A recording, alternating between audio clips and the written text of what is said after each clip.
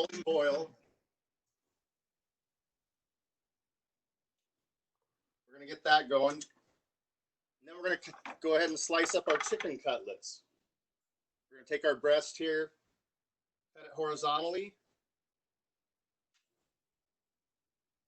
then cut it in half. So that's about the size we're looking at. We want to make sure they're even thickness. So what I'm going to do is go ahead and put them in a Ziploc here.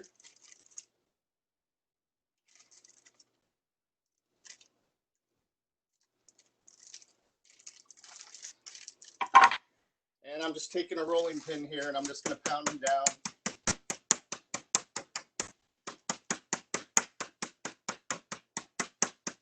So now they're nice and even.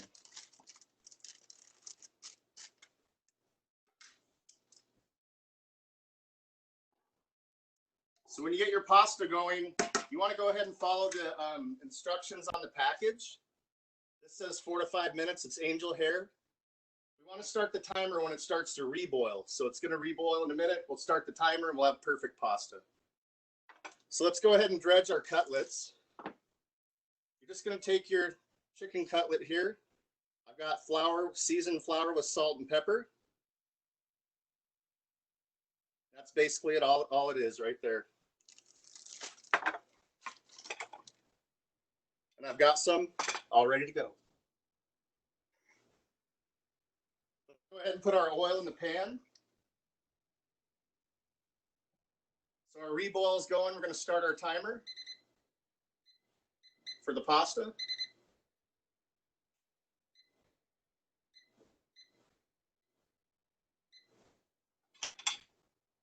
Go ahead and put our cutlets in. Pan's nice and hot already.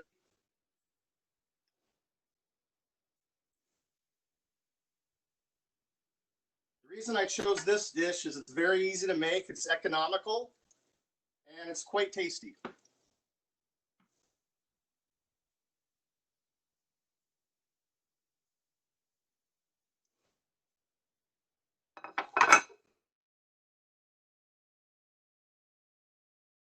our cutlets going. For our sauce, we're going to have mushrooms. These are exotic mushrooms. You could just use regular sliced mushrooms, button mushrooms. I got some fresh garlic. I'm going to add a little salt and pepper. White wine, I got Chardonnay. You can use a Sauvignon Blanc. You want to use something really dry, so you wouldn't want to use like a Chablis or anything like that. I've got my capers. These are flower buds from a caper tree. Basically, they've been brined. And what I like to do is rinse them off because I don't want the brine on it. I don't want the sauce to taste like the brine. I also have some chicken stock with a little bit of cornstarch in it. That's going to be a fire. It's going to make the sauce taste really good. So it's going to bring out the flavor. And then this is basically a beurre blanc sauce. We're going to make it a la minute. So that means we're making it at the end. We're going to serve it right then. We're not going to hold it. With the beurre blanc, you're going to go ahead and use butter cubes. So these are cold. It's going to thicken up the sauce. Create a nice buttery beurre blanc. So let's flip over our cutlets. Up a little bit.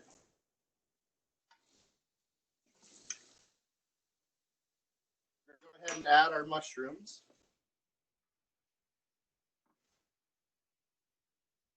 These are creminis, oysters, and regular mushrooms. And add a little more oil.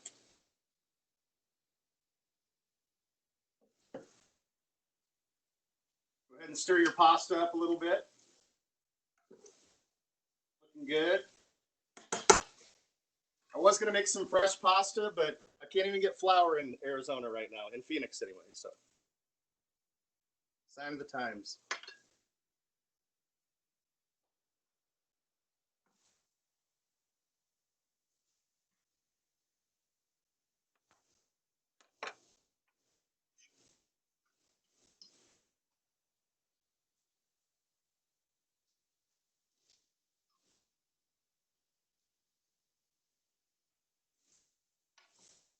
And add a little more oil to it. Mushrooms kind of absorb the oil. Starting to cook up real good now. The cutlets don't take too long, just a few minutes on each side. Go ahead and check our pasta. Still got a minute on the timer, but I feel like it's done. I'm gonna go ahead and pull it off.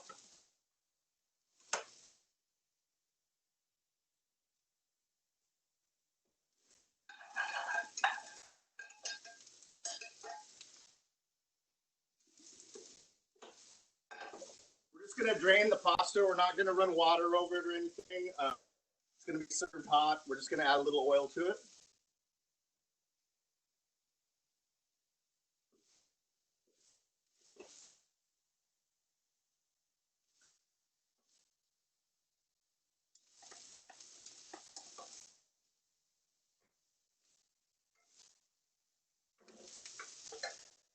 There's a little bit of the pasta water in here. It'll help kind of thicken the sauce a little bit as well.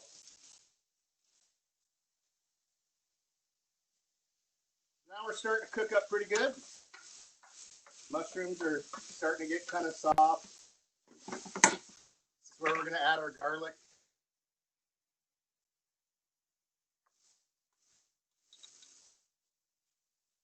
I didn't even find garlic the other day.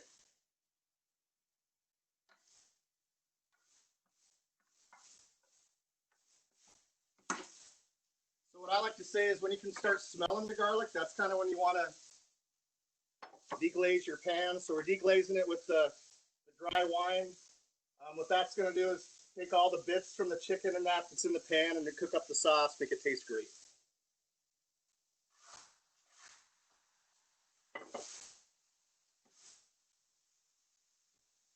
Wonderful.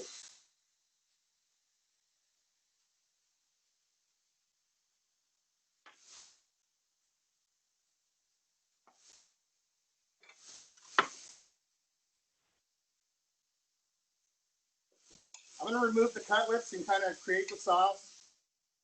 We'll put it back in. Turn it down just a bit. And add a little salt and pepper. Add my lemon.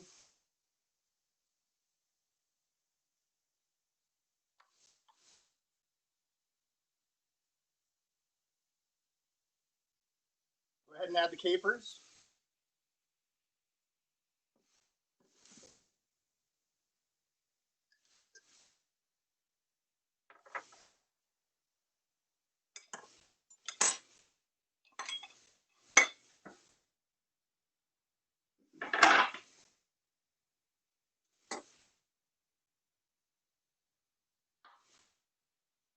Go ahead and add the chicken stock just with a little bit of cornstarch.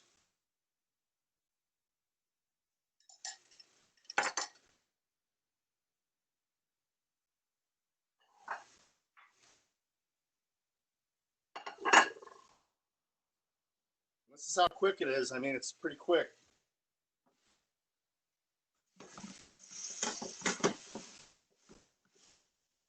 Go ahead and add our chicken back to the dish.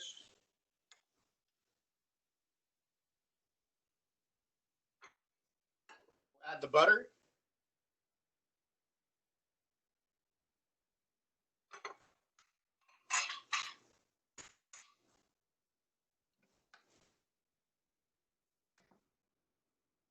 The chicken's looking great.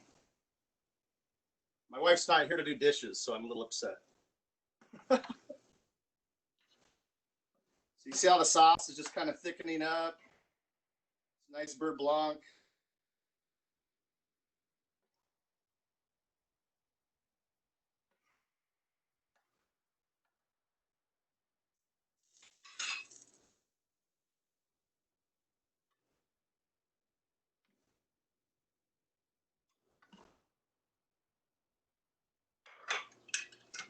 You go ahead and toss some of that pasta in the sauce. You can just pour it on top if you want. Whatever you like.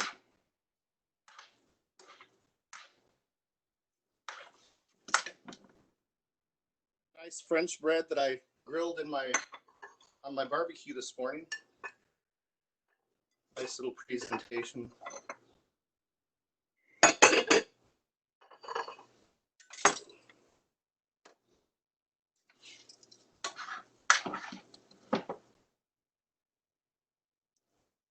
Kind of twirl it on top, give it a little height.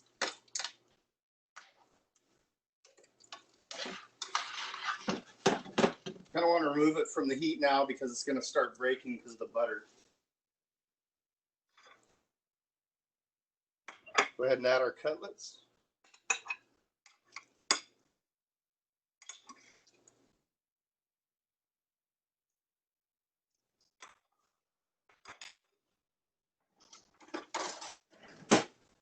Spoon some of those awesome mushrooms over the top.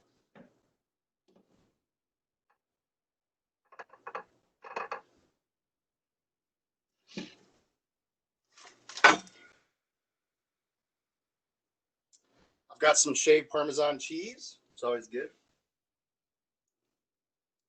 And a little garnish of parsley.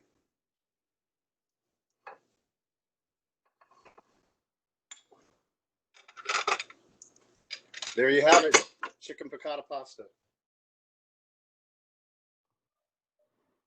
That's awesome, Chef. That looks great. Right? I wish I could smell it. I feel like it's in my house somehow, and I don't know how. No one's cooking here, but it looks like it's awesome. Right?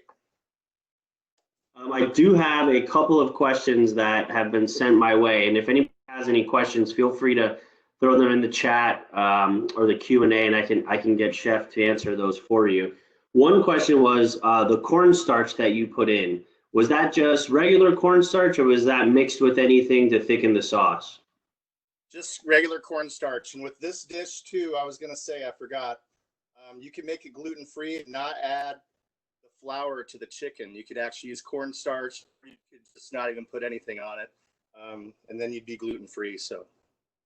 And that cornstarch or that flour that you're doing on the chicken or adding, that just thickens the sauce up, right? Exactly, yeah. Okay. And then also the butter, you mentioned that it was cold butter. Is there a benefit to cold butter versus room temperature butter? Yeah, because what's going to happen is the room temperature butter is going to melt really fast, and then it's going to start to break. So the whole idea is the butter cubes cold are going to kind of thicken the sauce up.